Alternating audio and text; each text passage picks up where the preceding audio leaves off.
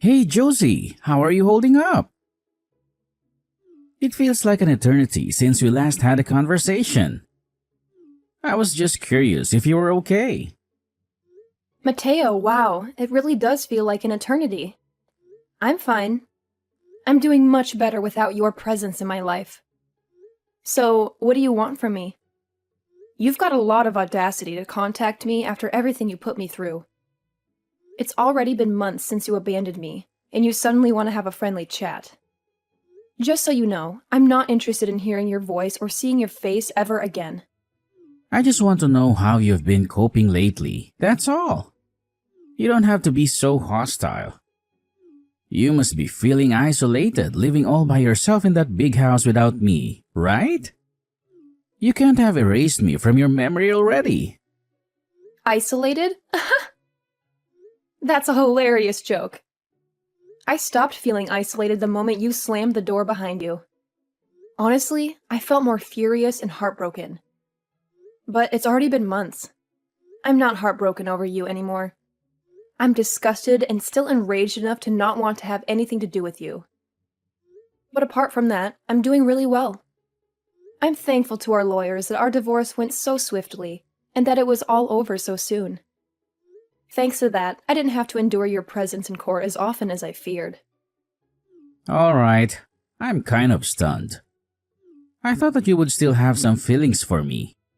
I mean, it's only been 6 months. You know, you can't have moved on from me that quickly, can you? I kind of feel like we've really drifted apart. I feel like there's a huge gap between us now. We used to be husband and wife, and we were madly in love. And we shared a home, ate meals together. But look at us now. It's so distant. What are you trying to say, Mateo? I told you that I'm not interested in talking to you. That includes getting sentimental about how things were before. And what do you expect? I don't know where you're residing right now, but of course, we're distant physically and emotionally. We're divorced, and we're never going to cross paths ever again. We are complete strangers now. You're no different from any stranger I encounter on the street. The only difference between you and a stranger is that I would rather have a chat with any random person, rather than waste my time with you. Josie, don't be so cold-hearted. You don't have to be so cruel towards me. I used to be your husband. The key words are used to be. That was until you won the lottery and suddenly started acting like you were superior to me. Yeah, it was a lot of money. But I don't comprehend how you could have transformed so much in just a matter of hours. You discarded me on the day you won that jackpot. And you're telling me that I'm being cold-hearted? I have nothing to say to you, and I have no intention of being nice to a jerk like you. Believe me, I feel really awful for what I did. I know I've been a jerk. That's why I messaged you today. I did something horrible, but I wish you could just give me a chance. I'm really sorry I wounded your feelings. I've been thinking about what I did since then, and I've learned from my mistakes. I regret ever doing something so foolish and reckless. I should have been more sensible when we were discussing the winnings and shouldn't have snapped like that. No, I should have paid attention to what you said more attentively. You were being so fair about what to do with the money. And I ruined our marriage because I was so greedy.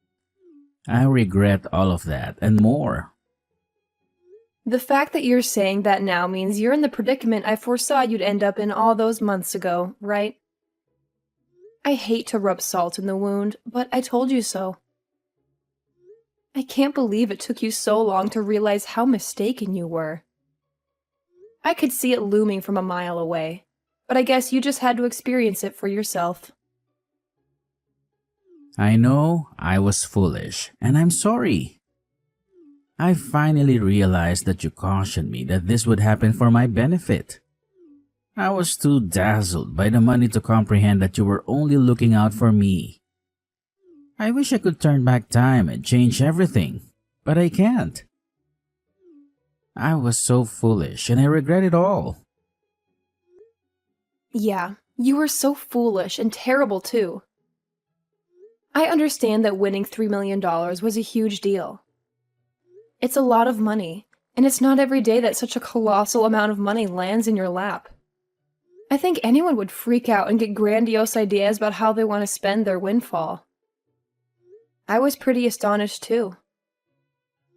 And I won't lie, I fantasized about all the wonderful things we could buy too. But the way you reacted was abnormal. As soon as you knew you had the winning ticket, nothing else mattered to you. You only cared about yourself and the money. I wasn't thinking clearly. It was like I was in a trance. I couldn't control myself. All I proposed was that we should be prudent with how we spend the money and save as much of it as possible for our future together and keep some money aside in case we had children. I wasn't scheming to take anything from you, and I made no mention of splurging at all by myself. But you started ranting, screaming at me that it was your money and that I wasn't permitted to touch a single penny, that it was for you to use the way you desired to spend it. I never meant to take anything from you, but that's what you presumed, and suddenly... poof! Like magic. You were gone along with the money. You didn't even respond to my messages until you sent me the divorce papers. And even then, you only replied that you would give me alimony if I signed the papers. We had been together for 3 years, but all that went down the drain when you got that money and morphed into a completely different man. For weeks, I wondered what those 3 years were. If they meant nothing to you. After I stopped being miserable, I realized that I had already squandered 3 years and that I shouldn't waste any more time trying to make sense of what you did. I know I was entirely to blame, but it was $3 million. Neither of us had even had a tenth of that amount in our banks at one time. You can imagine why I went so insane, can't you? Yeah, it's a lot of money, but that doesn't justify your behavior. You raved at me that my parents might come and plead with you for money because they're so destitute, and that you couldn't trust anyone anymore. You were offending me and my family with every word you said. Because you had all this money, you had this ludicrous idea that you were superior to all of us. I never knew you could be so spiteful and repulsive, and I was appalled that you could change so effortlessly because of some money. I don't know what possessed me. I don't really know why I said any of that. I didn't mean it. You know that, don't you? I regret everything I did and said after that. I wish I could take it all back. Really? It sounded like you meant it at the time. Don't try and escape from what you did. It's way too late for you to start imploring me for forgiveness. I couldn't care any less about how remorseful you feel. Your feeling bad isn't going to change anything. Anyway, what do you want? Let's get this over with. What are you talking about? There's a reason why you messaged me today, isn't there? I know you didn't just message me so that you could apologize. No, I really was concerned about you. I wanted to show you that I had changed and felt terrible about what I did. I suppose I also wanted to find out what you did with the money I gave you when we divorced. I was just curious about how you use it, that's all. Money? That's what you're obsessed with. You're talking about the large sum of money you gave me, right? You opted to give me that money instead of sending me regular payments of alimony because you didn't want to risk having me send alimony payments for the rest of your life, if I recall correctly. Yeah, that money. I gave you $200,000, didn't I? Yeah, you did. What about it? What did you do with it? It's my money. So what does it matter what I did with it? I don't think it's any of your concern how I spent it. It's not like you imposed any restrictions for how I spend it when the amount was determined in court. Yeah, but it was my money to start with. I think I have a right to know what you've done with it and dictate what you do with it, regardless of what was decided in court. And if you have any left, I was wondering if you could return it? since you're so clever when it comes to money. I was hoping you'd still have a lot left. No way! You can't seriously be demanding it back. Of course I'm not giving it back. It may have been yours when you had it, but it became mine when you paid it to me as compensation. Do you understand the meaning of the word compensate? You're the one that abruptly asked for a divorce. So I was entitled to alimony, but you didn't want to pay that. And I didn't want to keep on having to face you in court.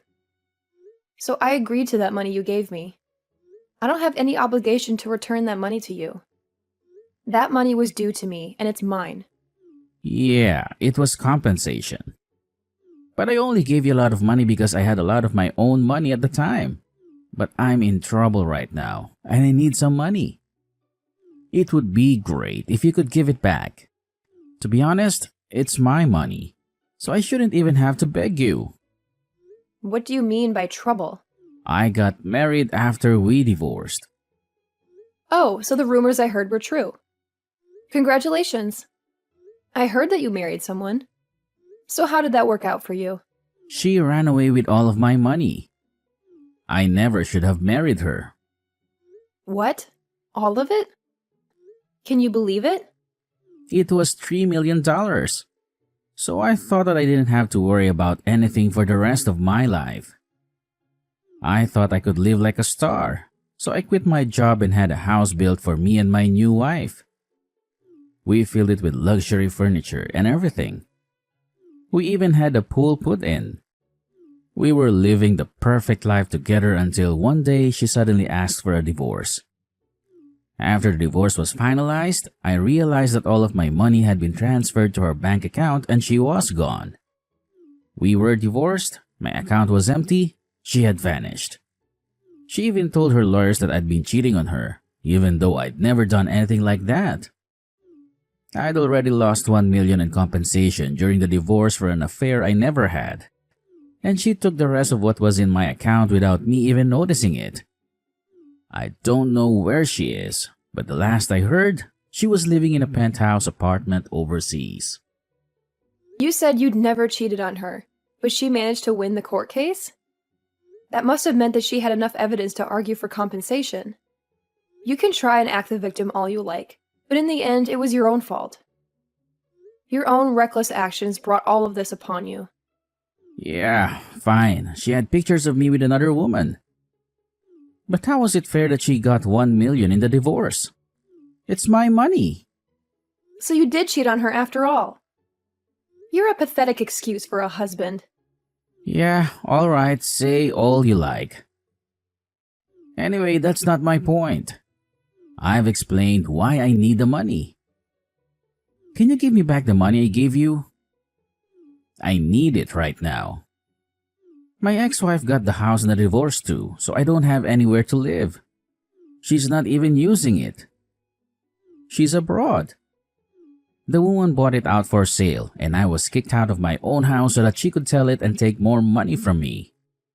Josie, you're still living at the same place we lived in when we were married, right? Can we live together again? Excuse me? Are you asking if you can move in with me? Let's just forget about everything that happened in the past and live together. I want us to start over. I'll be a better husband this time.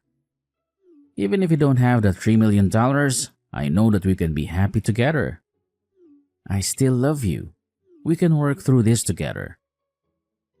I swear I'll make you happy this time. No way. You must be out of your mind. It's disgusting how you think you can slither your way back into my life again. We are over, and we are never getting back together. Ever. The divorce was finalized, and I'm free of you. I don't have anything else to say to you. Plus, I've already moved out of that house and sold it. I'm living somewhere else. Why do you move down? Where are you living now? Are you still close by? I'm not giving you the details of where, but I'll tell you a bit about it. Thanks to the compensation I got from you, I was able to buy some pretty reasonable shares. I had to be patient, but it went really well. I managed to earn a profit from it. You bought shares? I never knew that you knew how to do that kind of stuff. Why didn't you tell me when I had the 3 million? We could have made an even bigger fortune. Don't be stupid, Mateo. It was beginner's luck. And of course, I didn't put the entire 200K you gave me into buying shares.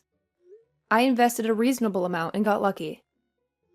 Once I made a decent profit, I backed out and put all the money I made into a savings account. Right now, I'm working full-time and using the money I've saved up to live a little more luxuriously. I buy organic and I spend money on the things I love and enjoy, but I still have money saved for a rainy day. Thanks to that, I was able to get a penthouse apartment in a really lovely area. It's not filled with designer furniture, so it might not be as fancy as the place you had, but it's home. I realized early on that it was dangerous to impulse buy when you have so much money at your fingertips, so I try and only buy what I need or really want. I'm doing really well at work too, so everything's going perfectly smooth sailing. I was being serious when I said I was doing better without you. Honestly, I'm grateful that you won that lottery. And I'm glad that you told me you wanted a divorce when you did. If you hadn't, I would have been stuck with you. You're living in a penthouse apartment too? You're kidding. I never imagined that you would end up being so successful. It's only been 6 months since we divorced. But that's my money you're standing on. You and my other exes, you're both living in luxury. Thanks to me. It's money we were owed. I don't know what to say about the money she took from your account. Except maybe it was just karma coming around to bite you in the ass. By the way, how much money do you have saved right now? About $200? Huh? You can't be serious. You're turning 36 this year, aren't you? You don't have a place to live. You're unemployed and you only have $200 saved. I would sympathize, but I know that it's all your own fault. What are you planning to do from now on? I was just kicked out of my house last week. I haven't been able to find a job yet. I thought that I could sell the house, but my other ex got it in the divorce, so I don't have anything worth selling. I already failed one job interview and I didn't know what else to do. So I decided to message you, hoping that you could help me. What about your parents? Why don't you ask them to let you stay with them while you find a place of your own and a job? Some idiots in my parents' neighborhood found out that I won 3 million and started harassing my parents. Most of it was really childish, throwing toilet paper around. But they were getting death threats in the mail and stuff too. Some magazines are asking for interviews nonstop. My parents ended up moving away and they cut ties with me. I need your help, Josie. I don't have anyone else. You're the idiot, Mateo. That's the reason why I warned you about bragging about your wins. Everyone. Just because you won 3 million doesn't make you better than everyone else. I told you shouldn't get carried away with it, didn't I? But you didn't listen. And you lost a lot of friends and made a lot of enemies in the process.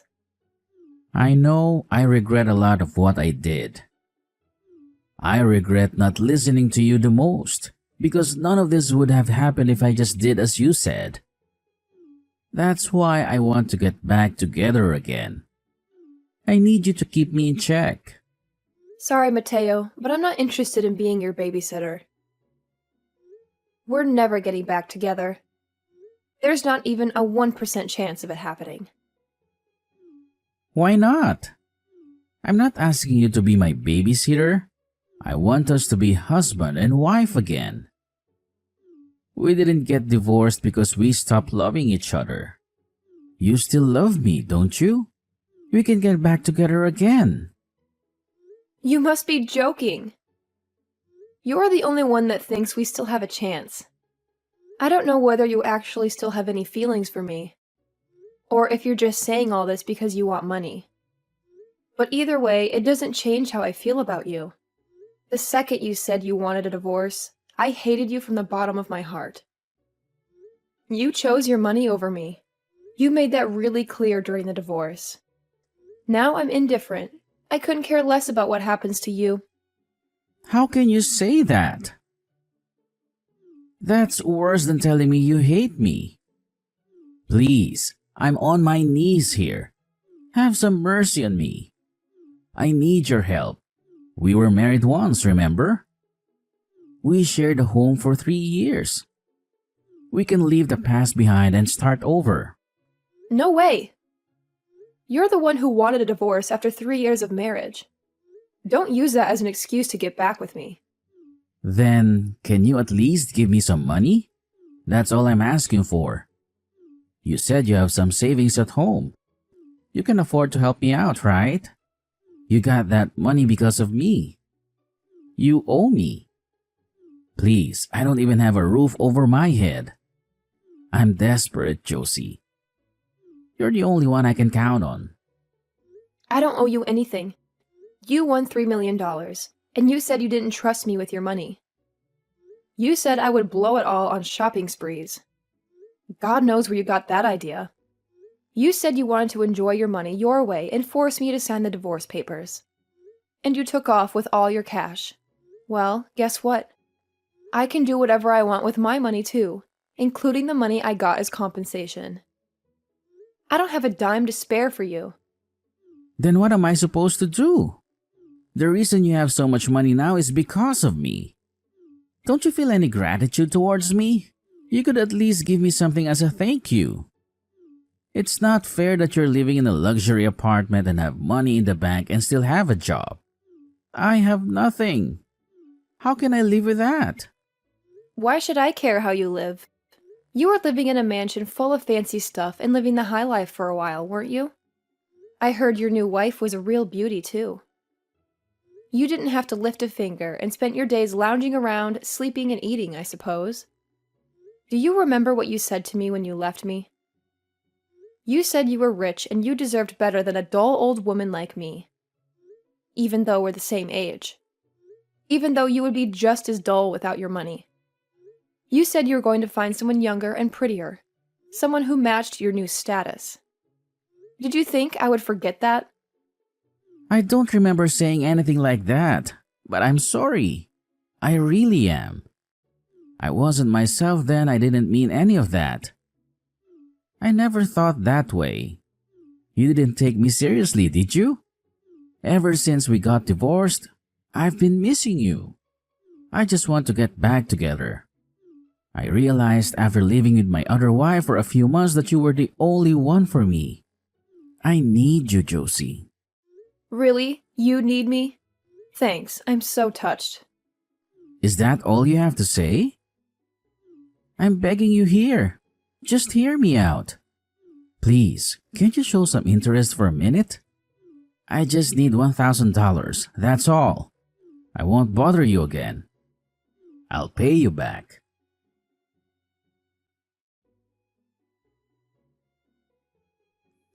Josie, are you listening to me? If I have $1,000, I can buy lottery tickets again. I'll win big and I'll give you everything you want. You've got to be joking. I guess money really does make people crazy. You see all these stories in the news about how people wasted their winnings on something stupid, but you beat them all. I've never heard of anyone who had to beg their ex for money to gamble on a second win. If you think that's the solution to your problems, then you're beyond help. How can you say that? There's still hope for me. You can help me. I just need some cash. We can make things right if you give us another chance and support each other through this. I want a fresh start with you. I love you.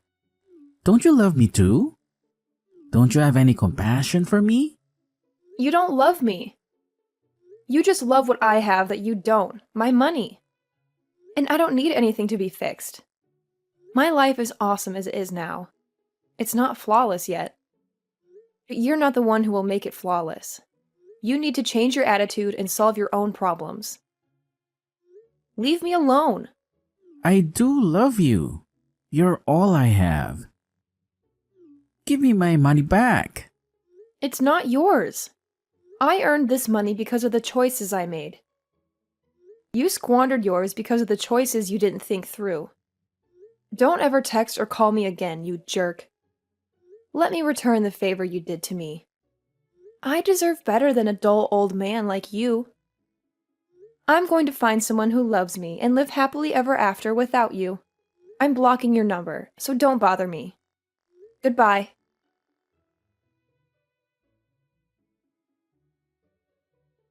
After that, Josie blocked Mateo's number and blocked him on all of the social networking platforms they were connected on.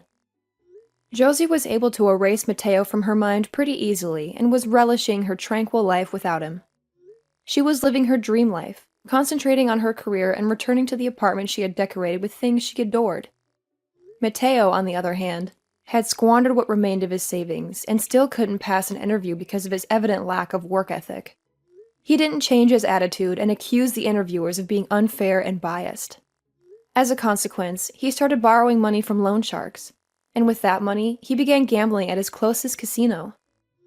Of course, it wasn't that simple to make a fortune, and the gambling only made his debt larger and larger. He was burying himself deeper and deeper, but he still didn't change his attitude. After realizing how enormous his debt had become, he became desperate. But instead of trying for another job interview, he attempted to rob money from a convenience store and was apprehended by the police. Josie found out about Mateo's arrest on the morning news, but was too apathetic to care. She only commented that money really does make people lose their minds, and continued with her day as she normally would. Mateo was just another stranger to her now.